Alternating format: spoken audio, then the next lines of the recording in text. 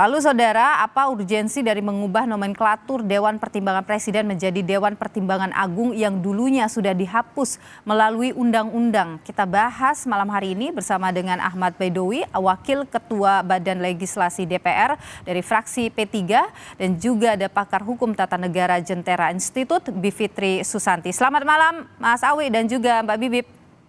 Malam. Selamat malam. Ya, saya ingin ke Mas Awi dulu ini. Ini kan sudah tidak ada ya dalam konstitusi, tapi kenapa dihidupkan lagi gitu oleh DPR? Apa sebenarnya urgensinya ini? Jadi kami ingin meluruskan bahwa Dewan Pertimbangan Agung yang diusulkan dalam revisi Undang-Undang One Team Press itu bukan seperti Dewan Pertimbangan Agung yang sudah dibubarkan. Eh, Jelas fungsinya sama karena kita menindaklanjuti dari pasal 16 konstitusi kita, Undang-Undang Dasar 45 itu pasal 16-nya kan presiden dapat membentuk Dewan Pertimbangan. Nah, Dewan Pertimbangannya itu kan tidak harus Dewan Pertimbangan Presiden, bisa juga Dewan Pertimbangan dengan nama yang lain. Nah, teman-teman di Badan Legislasi kemudian hasil diskusi bersama bahwa Dewan Pertimbangan yang dimaksud diubah namanya menjadi Dewan Pertimbangan Agung. Undang-undangnya tetap Dewan Pertimbangan Presiden. Nanti Dewan Pertimbangan Agung itu sama dengan Dewan Pertimbangan Presiden yang ada hari ini yang dibentuk oleh Presiden.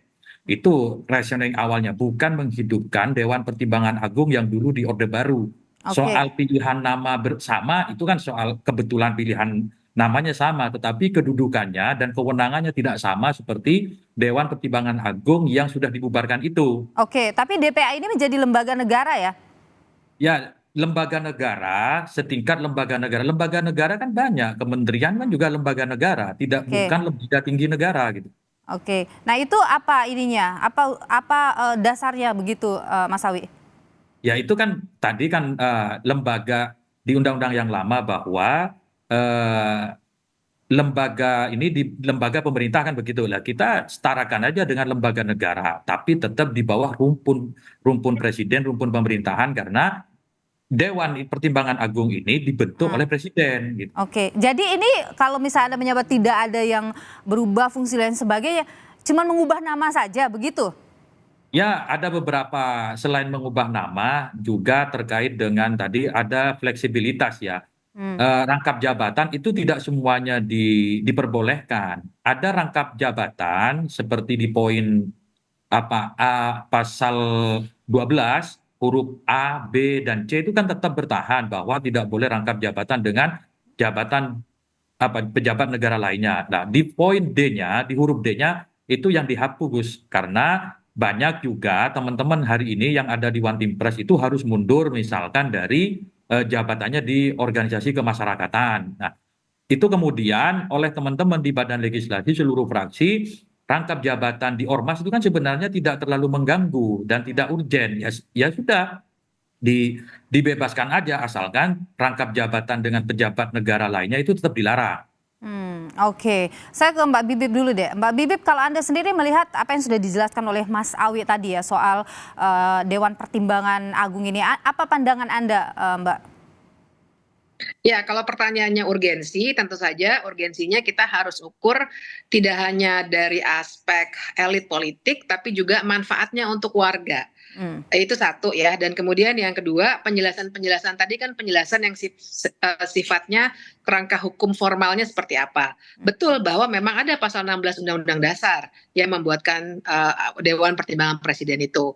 Tapi jadi saya ingin mengkritiknya dari aspek ya manfaatnya sebenarnya apa kalau misalnya itu kemudian dinaikkan menjadi levelnya lembaga negara. Saya bilang dinaikkan ya karena hukum administrasi negaranya itu akan punya implikasi dalam hal fasilitas, protokoler dan lain sebagainya.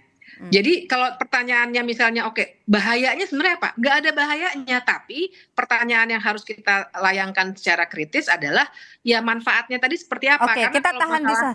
Kalau gitu kita tahan di sana, biar dijawab dulu sama Mas Awi. Ya, kalau bicara manfaat kan sama sebenarnya. Manfaat One Team Press itu apa kan gitu. Itu tidak jauh berbeda. Manfaat One Team Press itu sama dengan manfaat Dewan Pertimbangan Agung yang akan dibentuk nanti. Soal kemudian kenapa pilihan nama terus mendudukkan eh, setara dengan lembaga negara, itu kan pilihan-pilihan yang dilakukan, yang dipilih oleh teman-teman di fraksi di badan legislasi gitu. Oke, jadi Oke. tidak ada yang berubah nih Mbak Bibip nih sebenarnya. Iya, betul. Jadi kan kalau saya terus terang saja dan sebenarnya sudah ada diskusinya saya baca di beberapa media massa, mengaitkannya dengan ide untuk membuat President's Club misalnya ya. Jadi saya menduga bisa jadi ini adalah cara untuk memformalkan President's Club itu. Ya, sehingga nanti rangkap jabatan dengan partai politik misalnya ataupun ormas atau apapun juga dengan demikian dibolehkan. Nah, sebenarnya pertanyaan retorik saya itu lebih banyak untuk membongkar sebenarnya kalau saya tanya manfaat adalah apakah ini sebenarnya didesain untuk membagi-bagi kue kekuasaan supaya Oke. makin besar. Karena Kementerian Negara juga sudah tidak dibatasi jumlahnya ya. Kita tahu itu juga yang sedang dibahas revisi undang-undangnya.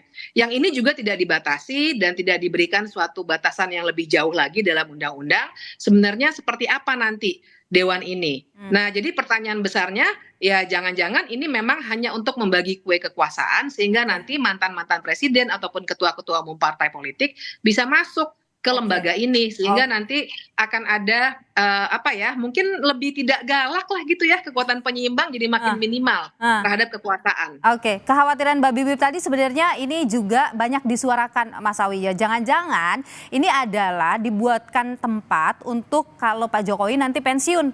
Gimana Mbak Mas Awi?